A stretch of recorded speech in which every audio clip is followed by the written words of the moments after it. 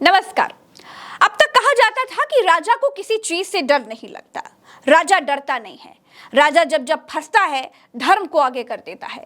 रोटी, रोजगार, महंगाई के सारे सवालों को धार्मिक नारों के नीचे दबा देता है। राजा अपनी लाइन पर चलता है।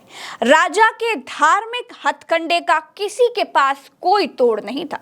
लेकिन अब राजा को लगने लगा है कि रोटी का जवाब धार्मिक नारा नहीं हो सकता, रोजगार का जवाब धार्मिक नारा नहीं हो सकता, महंगाई का जवाब धार्मिक नारा नहीं हो सकता, पिछड़ों दलितों पर की जा रही पेशाब का जवाब धार्मिक नारा नहीं हो सकता, आरक्षण खा जाने का जवाब धार्मिक नारा नहीं हो सकता।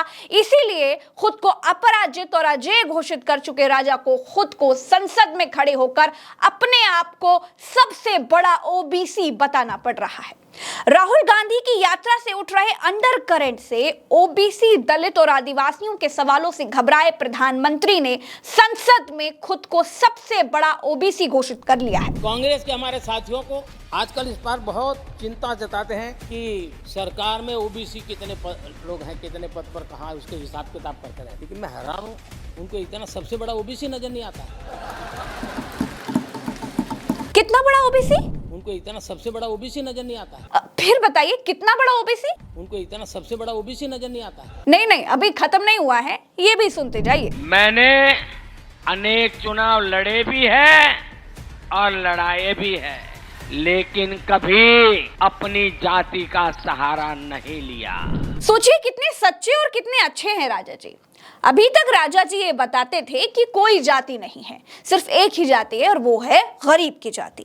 लेकिन जब दलित पिछड़ों की राहुल गांधी की रैलियों में उमड़ती भीड़ और झारखंड में हेमंत सोरेन को छेड़कर आदिवासियों के गुस्से का ट्रेलर देख लिया तो राजा ने खुद को ओबीसी घोषित कर लिया है। सिर्फ ओबीसी ही नहीं घोषित किया है, सबसे बड़ा ओबीसी घोषित कर लिया है। इनको सबसे बड़ा ओबीसी किसने बनाया? किसने बताया कि ये सबसे बड़े ओबीसी हैं? क्या ये ओबीसी के किसी कंपटीशन में बैठे थे या कोई ओबीसी परीक्षा इन्होंने पास कर ली थी जिससे इनको ये मालूम चल गया कि भारतवर्ष के सबसे बड़े ओबीसी यही हैं? लेकिन मोदी जी तो मोदी जी हैं।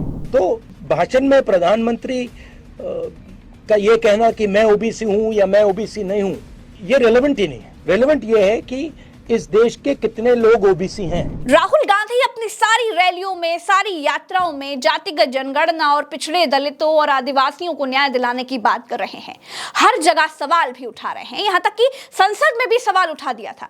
अब तक विपक्ष नरेंद्र मोदी की बिछाई गई धार्मिक पिच पर बैटिंग करने के लिए मजबूर था, लेकिन पहली बार नरेंद्र मोदी राहुल गांधी की पिच पर उतर रहे हैं। राहुल गांधी ने बार बार दलित, पिछड़ों और आदिवासियों की बात को उठाकर ये दिखा दिया है, ये बता दिया है कि राजा कितना भी शक्तिशाली हो, उसके पास कितनी भी एजेंसियों की शक्ति हो, लेकिन अगर सच्चाई का हथौड़ा सही ढंग से चलाया जाए तो बड़ी बड़ी इमारतों की नींव हिल जाती है। 2024 से पहले नरेंद्र मोदी जी का कॉन्फिडेंस हिल गया है। 5 राज्यों के चुनावों में कांग्रेस को मिले 9 लाख से ज्यादा वोटों ने नरेंद्र मोदी की नींद को गायब कर दिया है। नरेंद्र मोदी आज कह रहे हैं कि वो सबसे बड़े ओबीसी हैं, पहले कहते थे कि कोई जाति नहीं होती है। मेरे लिए देश की सबसे बड़ी 4 जातियां हैं। मेरे लिए सबसे बड़ी जाति है गरीब।